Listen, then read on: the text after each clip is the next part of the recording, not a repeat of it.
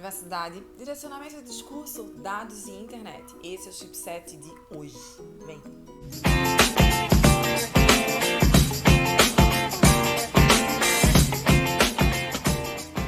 Olá pessoal, chegamos na segunda parte da nossa conversa sobre privacidade, direcionamento de discurso, dados e internet. Qual vai ser o autor de hoje? Você sabe o que a internet está escondendo de você? Depois do documentário Privacidade Hackeada, quase todo mundo consegue responder essa pergunta. Mas bora tentar entender o que esse livro quer nos dizer? Terminamos o vídeo passado mostrando que, segundo Michel Foucault, existem formas ou procedimentos de exclusão, controle ou restrição, que são utilizados em discursos realizados cotidianamente. E vimos que esses procedimentos levam em consideração não só a perspectiva ou vivência ou experiência de quem discursa, mas também daquele que recebe o conteúdo proferido. Daí a ideia do conheça o autor e o receptor do discurso e faça a mágica da coerência acontecer. E dentro dessa conversa, a gente identificou algumas situações corriqueiras, seja no meio físico ou virtual, que nos demonstraram ou ao menos deixaram no ar como podemos ser direcionados em nossa forma de ser, estar e pensar. Então, dentro dessa pegada de direcionamento de discurso, Elie Pariser nos traz um conteúdo maravilhoso, voltado para o funcionamento da rede mundial do computador. A gente tem sempre aquela ideia de que a internet é um espaço descentralizado, que nos traz o acesso às mais diversas informações sem filtro, sem obstáculos, sem complicações. A gente consegue estreitar relações com quem está longe e às vezes até com quem está bem perto. A gente leu a Declaração de Independência do Cyberespaço, escrita em 1996, e pensa que a internet é um lugar livre, sem amarras, sem vigilância do governo, das grandes corporações e do colega que vive aí do teu lado. E a gente até pensa que pode caminhar pelos ambientes digitais sem qualquer tipo de Google Maps, Waze ou mapa físico mesmo. O livro do Elie vem derrubar tudo isso. A palavra de ordem na leitura é personalização. A personalização de conteúdo, além de ser muito mais corriqueiro do que a gente imagina, tem também vários pontos desconhecidos por muita gente. Segundo Elie, as empresas, sites, aplicativos, redes sociais, enfim, utilizam filtros por meio de cookies para coletar dados do usuário e da utilização dele dentro daquele espaço. É por isso que em vários locais nós não precisamos ficar colocando sempre o e-mail, o telefone, o endereço, o CPF e a senha. Já está tudo lá gravado. Basta a gente entrar que já aparece pra gente, não é isso? A partir dessa disponibilização de dados e comportamentos dentro daquele site é que a empresa vai conseguir entender como nós somos, do que nós gostamos e deixamos de gostar. Com essas informações fica muito mais fácil oferecer um conteúdo muito mais atrativo e personalizado. Afinal de contas, são poucas as pessoas que não gostam de ter tudo o que querem e gostam ali, pronto, na hora, sem rodeios, né? E à medida que a gente vai utilizando o aplicativo, o site, a rede social, vai ficando melhor, vai ficando cada vez mais personalizado aquele conteúdo. Eu vou recebendo mais conteúdo que eu gosto, que tem a ver com as minhas preferências. E isso me lembra um aplicativo chamado Alfred. Vocês já viram? Eu estava no cinema quando apareceu uma propaganda do Alfred. Achei super curioso, achei interessante, né? Mas não tinha entendido a proposta até então. Era uma rede social de cinéfilos, era só para me avisar quando chegasse nas telas o filme que eu tanto esperava. Como é que aquilo ia funcionar? Até que eu escutei uma frase que dizia mais ou menos assim, não é essa exatamente, mas dizia mais ou menos assim: quanto mais você usa, melhor ele fica. E aí a sirene começou a soar na minha cabeça. O Google é um exemplo clássico. Se você pedir para duas pessoas que possuem opiniões diferentes fazerem uma pesquisa por uma mesma palavra, os resultados serão opostos. E isso é o resultado da ação dos cookies em nossos computadores, que conseguem disponibilizar um monte de dados nossos para que as empresas os transformem em informações, nos colocando em categorias, em caixinhas. E assim, eles conseguem direcionar o conteúdo para cada categoria criada. O Facebook não fica para trás não, tá? Além de medir os links acessados, o aplicativo realiza uma categorização ou filtro a partir dos nossos likes, compartilhamentos e postagens. Já percebeu que no seu feed não aparece postagem de todo mundo que você conhece? Todos os seus amigos? E que vira e mexe, as pessoas começam com correntes pedindo para você dar uma curtida, deixar um comentário e compartilhar aquele post no seu feed, sob pena de você nunca mais ver as postagens daquela pessoa no seu feed? E aí? E aí que parece que quanto mais dados a gente disponibiliza, mais dados voltam para a gente, em formato de informações. É o que Pierre Levy, em seu livro chamado Cybercultura, outra indicação aqui, chama de dilúvio de informações. Essa crescente de dados disponibilizados e de informações gera o que conhecemos por economia da atenção. Como já dizia Herbert Simon na década de 70, pesquisador do campo da psicologia cognitiva e da informática, a riqueza da informação cria pobreza de atenção e, com ela, a necessidade de alocar a atenção de maneira eficiente em meio à abundância de fontes de informações disponíveis. A gente não consegue dar conta de tanta informação que chega. Eu não consigo, você consegue? E é exatamente aí que os filtros entram sem você perceber, fazendo com que só chegue até você aquele conteúdo que seja da sua preferência, ou seja, um conteúdo personalizado, que faz você permanecer dentro de uma bolha virtual. A autodeterminação informativa junto com a autonomia da vontade, nesse momento, vão para o espaço. E você perde o controle sobre as informações que existem e as que de fato chegam até você. E de novo, sem perceber, você começa a trabalhar de graça. Sim, na verdade não é de graça. Na verdade você paga para trabalhar para o Google, para o Facebook, Instagram, WhatsApp, todos os sites e redes sociais que você frequenta. E sabe por quê?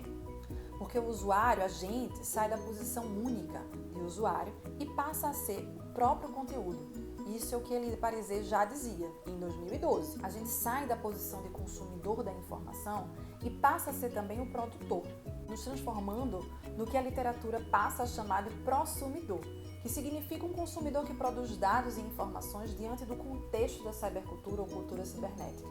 Sobre isso, Elie faz um comparativo de tecnologias.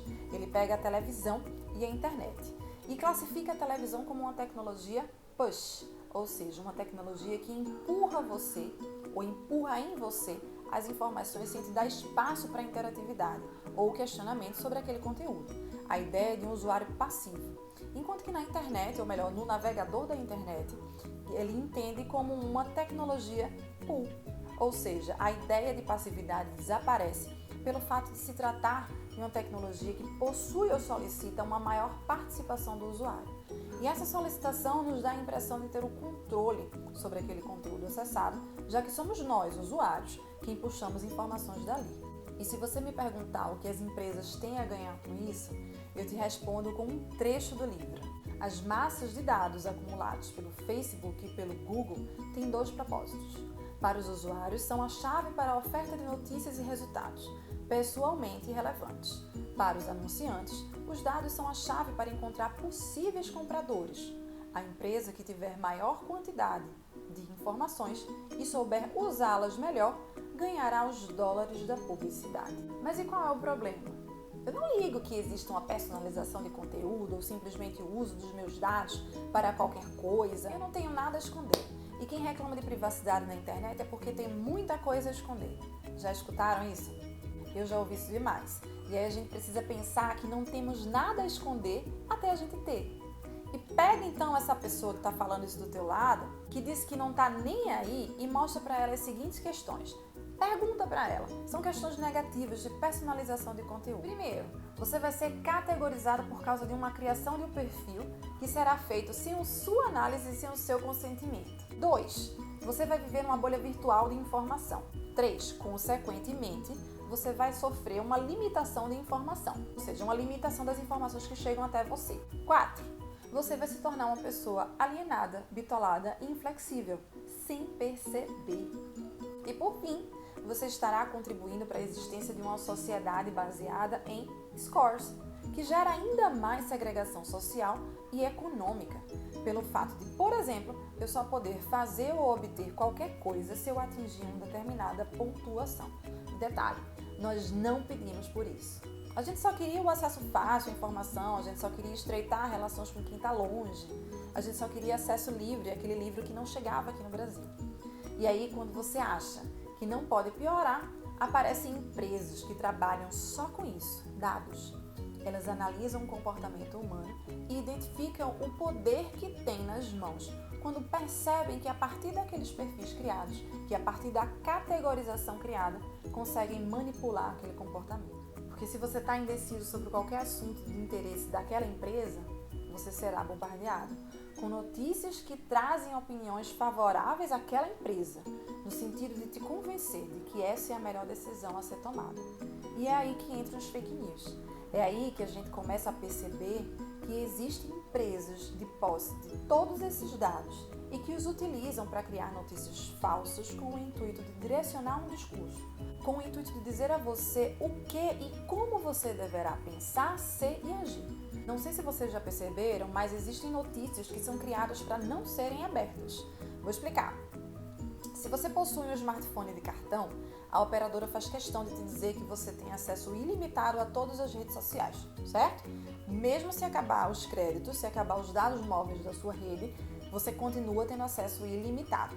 As outras coisas podem até parar. Qualquer outro site que você quiser entrar pode ficar devagar, pode inclusive deixar de funcionar porque eles fazem muito isso, apesar de ser ilegal. Aí você está indeciso sobre um assunto, não sabe em quem votar e recebe um link de notícia no WhatsApp cujo título tem tudo a ver com o que você acredita. Geralmente é algo que você não duvidaria, algo bem escandaloso, bem sensacionalista, bem absurdo. Aí você faz o quê? Clica. Afinal de contas, você quer confirmar o conteúdo que tem ali dentro, certo? Quando você clica, o aplicativo diz para você que aquele link te levará para fora do aplicativo e que lá fora você estará gastando seus dados móveis. Aí eu te pergunto, você quer gastar seus dados móveis com isso? Geralmente não. Tá tão óbvia aquela manchete, é claro que é verdade. Então você faz o quê? Volta, diz que não quer sair do aplicativo e simplesmente encaminha aquela mensagem. Parabéns! Você acabou de ser fisgado por uma fake news e ainda faz parte do seu ciclo de compartilhamento. Espero que o projeto de lei que fala de criminalização do compartilhamento de fake news não vá para frente, senão vou ter que te dizer que você é um criminoso. E ainda pode sofrer condenação de indenização por danos morais, dependendo do conteúdo que estava ali dentro daquele link que você divulgou, que você compartilhou. Não vale a pena, né, gente? Custa conferir o conteúdo? Tudo recai, então, na vontade de verdade que a gente conversou no vídeo passado. Quem financia a indústria da fake news? Qual é a vontade de verdade de quem está me enviando esse link? E do site que está publicando isso? E qual é a minha vontade de verdade?